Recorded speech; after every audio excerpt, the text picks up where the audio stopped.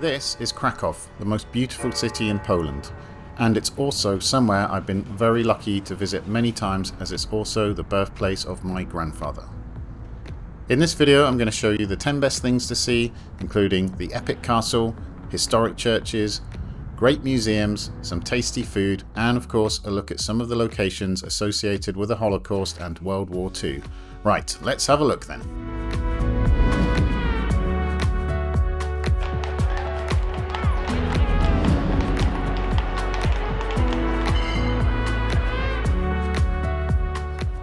The first location is the iconic Krakow main market square. This huge open space dates back to the 13th century and is one of the largest medieval town squares in Europe. It is epic. The square is surrounded by many historic townhouses. Here you can find all sorts of shops, bars and restaurants, basically anything you like. And from here you can also take a tour on one of the ornate horse-drawn carriages to see the city in a more relaxing way. In the centre of the square is the famous Cloth, which is a large and ornate Renaissance-era building. The interior is still used today as a market, only now it's full of local stores selling souvenirs and other interesting things, so make sure you check it out. There are also two museums here, one above and one below. The upper museum is the Sukiennice Museum, which houses a large permanent exhibition of 19th century Polish painting and sculpture. This is absolutely worth visiting, as some of the paintings are incredible, not only for the sheer size of them but also the abundant details and colours. As a bonus, you can visit the cafe on the roof of the Cloth for some nice views over the market square. Underneath the Cloth is a Rynek underground museum. This modern museum shows the history of medieval Krakow through a series of displays and historic artefacts. It also includes the foundations of much older buildings that were discovered beneath the market square. This is a very popular museum, so I highly recommend booking in advance if you want to go inside. Also not to be missed in the market square is the tower of the former town hall, which can now be visited. It contains a small exhibition about the history of the city, and on the top floor you can look out of the windows to see some more views of the famous market square. Our next location is also on the market square and is perhaps the most iconic and famous church in Krakow. It is St. Mary's Basilica. The current building was built in the 14th century and is a great example of Polish Gothic architecture. The main facade faces the historic market square and has two tall towers. If you stand around here long enough, you will hear a trumpet playing from the top of the tallest tower.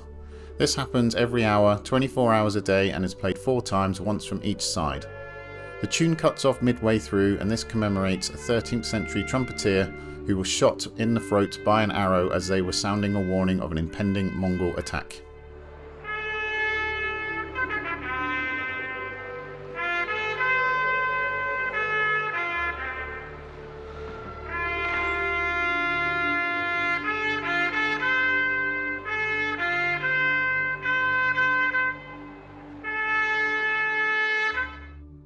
The tower can be visited, but it's currently closed, so check before you go.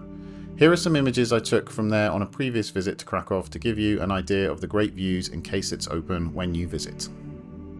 The interior can be visited for a small fee, and it's worth it as it's one of the most lavishly decorated churches in the world and it's really stunning. You need to buy a ticket from the building opposite and then enter by the side door. You can go in via the front door to a space reserved for praying for free, but don't do that because A, it's going to annoy the people in there, and B, you won't be able to properly explore this amazing building. Once inside, take your time to make your neck ache by simply looking at the glory of it all.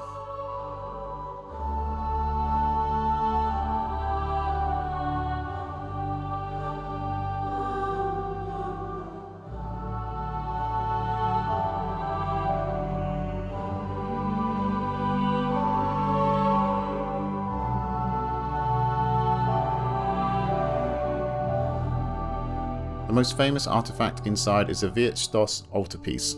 This was carved in 1477 to 1489 and it's incredibly detailed and lifelike. It was famously stolen by the Nazis and hidden in the basement of Nuremberg's castle, but was luckily found and then returned in 1946. It gets opened on weekdays and Saturdays at 11:50 AM and also at 2:10 on Sundays, in a special ceremony to try and time your visit for that. If for some reason you decide not to go inside this church, then there are plenty of other amazing, mostly free to enter churches in Krakow to explore, which I will show you later in this video. No trip to Krakow is complete without visiting the famous Wawel Castle. This location, more than any other, summarises the history of Poland, as it is from here that the country was ruled for many centuries. For much of that time it was the home of the Polish kings before they moved the capital to Warsaw. During the time when Poland lost its independence, it was used as a barracks by the Austrians, and then even later it was the home to the infamous Nazi Hans Frank during World War II. So it's had a turbulent and varied history, and luckily today it is a fascinating location to explore. You'll need at least half a day to get the most from this site. The exterior part of the castle is free to enter and roam around. From here you can look at the ornate exterior of the cathedral or wander into the extravagant main courtyard. The site is split into numerous separate parts, all of which require separate tickets, so I'm only going to show you some of the highlights here because this place is big. First up is the historic cathedral. The current building dates from the 14th century, but as you can see from all the towers and domes has been extended over the years. One particular highlight is a golden dome, which is dazzling to see on a sunny day.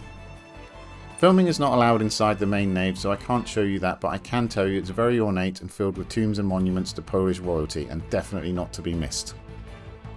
However, some parts do allow filming, such as the bell tower, which can be visited, where you can see the famous Sigismund bell, which is a 13-ton bell cast in about 1520. You can also visit the crypt and admire the many ornate tombs of various kings, queens and other famous people. Next is the interiors of the castle itself. We got a combined ticket allowing entry into two parts of the main castle, which contain various staterooms and temporary exhibitions. These include some very impressive and ornate rooms such as this grand hall. Here are some highlights from the interiors to give you an idea of what there is to see.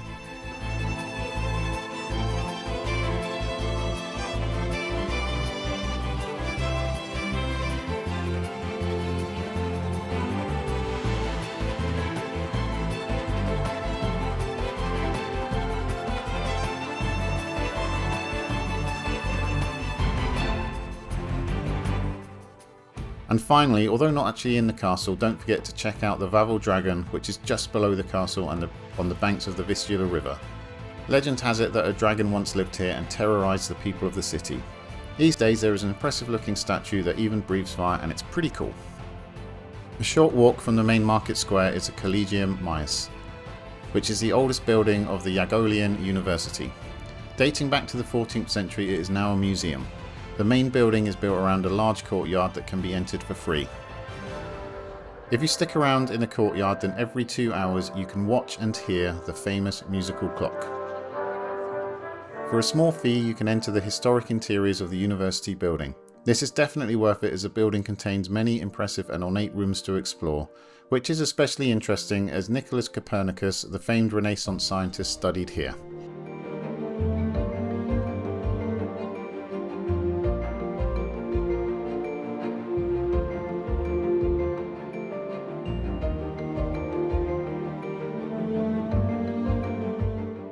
Next up is the Princess Czartoryski Museum, which is all things considered probably the best museum in Krakow.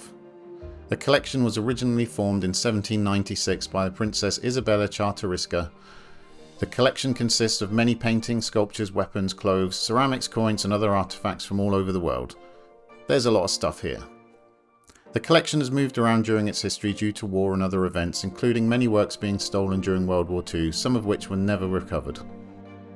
The collection is now housed in two linked historic buildings in the north of Krakow's Old Town, which was modernised and refurbished in 2019 to include this impressive entry atrium.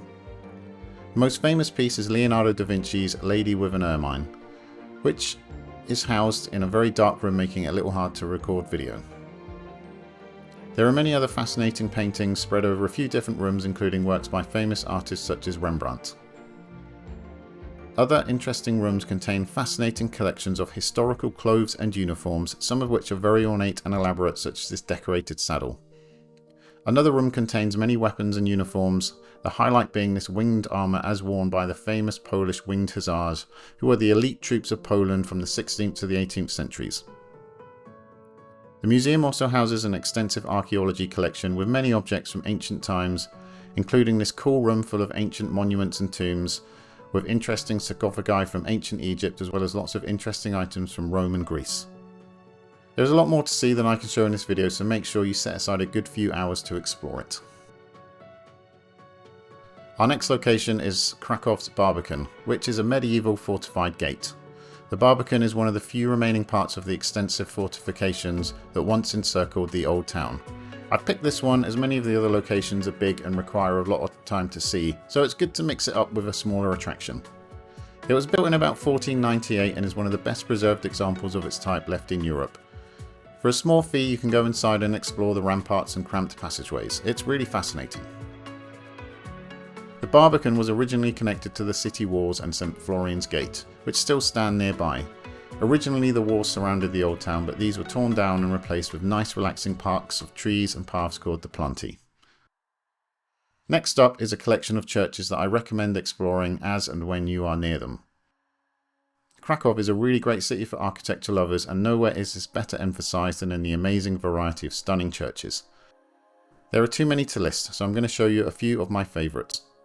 And I'm going to shut up as well and let the architecture do the talking.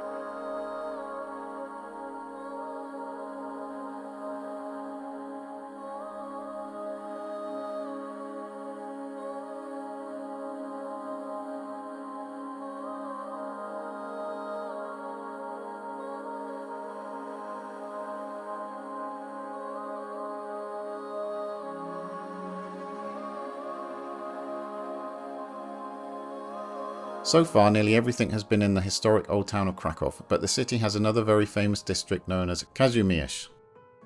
The district dates back to the 14th century, and for many centuries it was where Polish and Jewish people and cultures coexisted together, and that history is everywhere.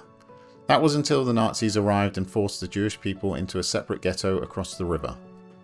Despite the best efforts of the Nazis to eradicate the existence of the Jews, the district of Kazimierz is still full of notable sites connected to the history of its people and is today a vibrant and happy place, and is especially good for eating and going out in the evenings. Some notable locations include the Old Synagogue, which is the oldest of its kind still standing in Poland, and was one of the most important places for the Jewish people of Krakow. The current building dates from the 16th century and replaced an even older building. It was ransacked and looted by the Nazis in World War II and used as a warehouse. It was then renovated in the 1950s and now serves as a museum, showing many artifacts showing the history of the Jewish people in Krakow. Not too far from the old synagogue is the old Jewish Rima Cemetery, which is a burial location for many important Polish Jews. This location was also destroyed by the Nazis, who tore up the tombstones to use as paving stones in the camps. It has since been restored, and with many of the tombs returned. It was closed on the day I visited, but if you walk around the back there is a little window in the wall that allows you to look inside to get an idea of what it's like. If you've been in, let me know what it's like in the comments below. Also in Kazimierz is an alleyway and courtyard now known as Schindler's List Passage, due to it being used as a filming location for the famous Hollywood film.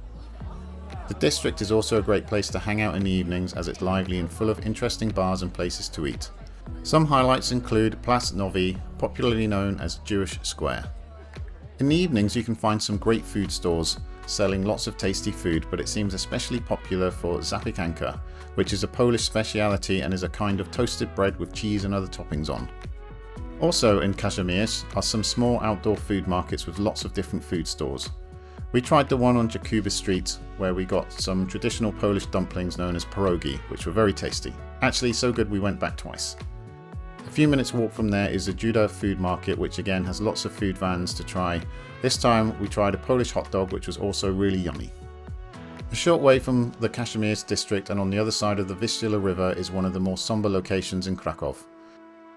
Oskar Schindler's enamel factory is the site of the former factory as seen in the movie Schindler's List. This is a very popular attraction and you will need to book in advance as it gets very busy.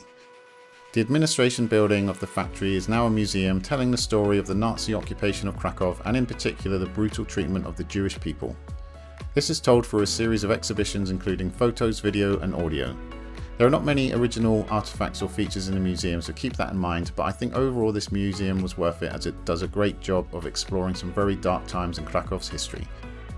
The exhibits include corridors of photos and posters as well as large Nazi flags. You can also see German uniforms and weapons. Other parts have recreations of various interiors to give a glimpse of what life must have been like back then. One of the rooms contains the desk that was used as Schindler's desk in the film, as well as a giant glass cube full of enamelware made in the factory. If you don't manage to get inside the factory, then just behind is the Krakow Museum of Contemporary Art. This large building is built on the site of the original factory workshops and contains a large collection of modern art as well as a really pleasant cafe. Our next location is a 20-minute walk from Schindler's factory and is the Krakus Mound. This is a free-to-enter park and the main attraction is the large grass mound which is said to be the resting place of Krakow's mythical founder King Krakus. This is a fantastic spot to come for sunset as it has great views over the historic skyline of the city, so make sure you bring your camera. And that's the top 10, but we have a bonus location for you, which is a short ride from the city centre, and is the famous UNESCO World Heritage Site, the Wieliczka salt mines. Although not technically in Krakow, it's close enough and easy to reach by getting a train from Krakow's main train station to the station written below, because if I try to pronounce that I'm going to get in trouble. The salt mines can only be visited by guided tour, and you must book in advance as this place seems to be very busy. We went on a weekday in winter and it seemed to be almost fully booked, so I do not recommend trying to just turn up on the day. There are different tours you can take, but the main one is known as the tourist route, so this is the one we took. You can take the tour in a variety of languages and you will be escorted through the mines by a knowledgeable guide. It lasts about 2 to 3 hours and involves a lot of stairs and a lot of walking. Once you get down underground, you can see the wonders of this site that date from Neolithic times until it ceased mining in 1996. It reaches depths of about 327 metres and the tunnels stretch for many miles. Inside you will see some amazing rooms and structures showing the history of the mine. The tour takes you through the most important parts where you can see the many famous carvings made by miners over the years. The main highlight is the vast St. Kinga's Chapel, where it's hard to imagine that you're about 100 metres underground. The room has many amazing carvings, such as this version of the Last Supper. And that's it for my top 10 places to see in Krakow. Let me know in the comments below if I badly mispronounced anything, and also let me know if I didn't include something I should have. Thank you for watching and cheerio!